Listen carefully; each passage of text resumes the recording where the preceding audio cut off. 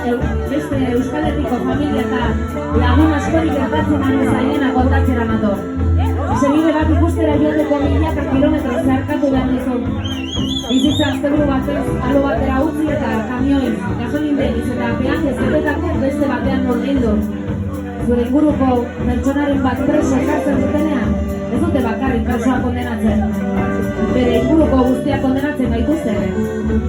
Hortzara Gabilondo deitzen naiz. 15 urte ditut eta maitasunaren apologia egiteagatik 26 urte, 8 hilabete eta 18 urreneko kondena betetzen ari naiz. Nire amarekin ordu eta erdiz egoteko. Eta erruduna naiz. Nik maitasunaren apologia egiteko. Aranjuezeko kartzelan pasatu nituen nire bizitzako lehen 3 urteak. Nire amaren aluan. 3 urte betetakoan Euskal Herria etorri behar izan nuen nire aitarekin.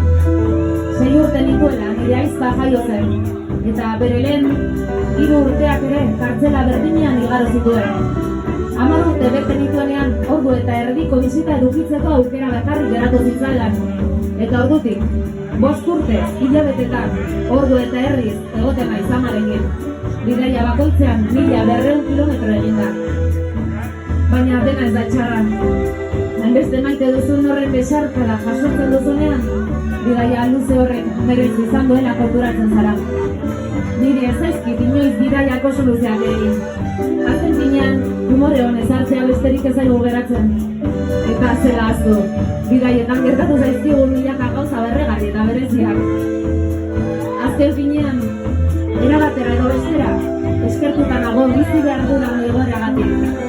Horri esker, gauzei eta pertsonei balio gehiago ematen dietelako, eta bai, nire familiarekin daukadan harremana ez nuken ezergatik aldatuko. Egin dezago maitasunaren apologia.